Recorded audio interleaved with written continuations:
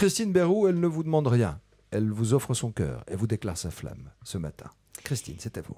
Cher Pascal Obispo, alors je suis très perturbée, à la fois de vous voir et à la fois de voir Nikos avec un autre chauve que Nicolas Canteloup. Alors j'ai toujours eu l'impression qu'à travers vos chansons, c'est à moi que vous parliez.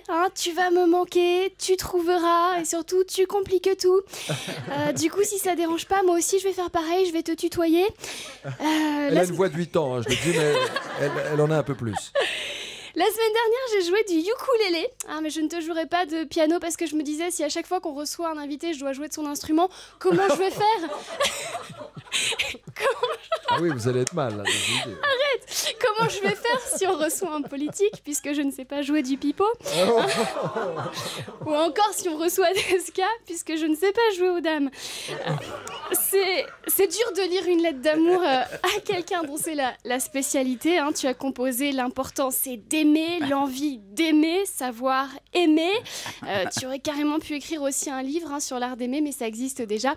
Tout le monde connaît le Kama Sutra. Mais même ta tournée s'appelle Le Grand Amour. Alors le Grand Amour sera donc le 6 novembre à Toulouse, le 7 à Pau, le 13 à Grenoble. Dis donc, le Grand Amour se déplace beaucoup et très vite. Je comprends pourquoi j'ai jamais réussi à l'attraper. En fait, tu n'es qu'amour, comme Dieu. Dieu avec qui tu as d'ailleurs 2 autres points communs. Tu as écrit les 10 commandements et tu travailles avec Saint-Pierre. Mais toi, c'est Natacha Saint-Pierre. Oh, pas mal. Autre chose qui te rapproche de Dieu, c'est ta comédie musicale Adam et Ève, à propos de laquelle tu as déclaré « Adam et Ève, c'est exactement tout ce que je suis ». Je te regarde et à ma grande déception, je constate que tu ne parlais pas de leur tenue vestimentaire.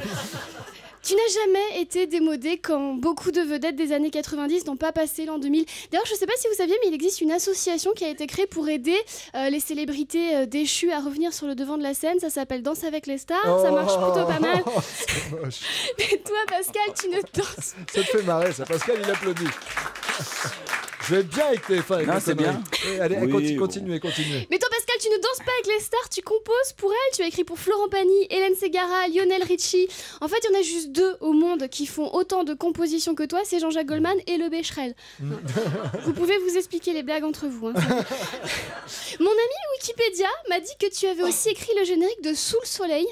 C'est vrai, et ouais, comme quoi, parfois ça tient un peu de choses. Tu écris Sous le soleil, ça fait un générique télé.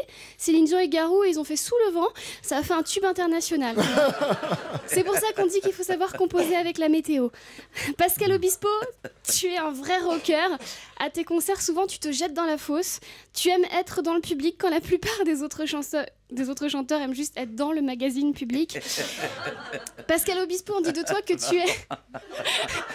Il les comprend au ralenti. C'est vrai, je les comprends après. Mais c'est le matin. C'est l'âge.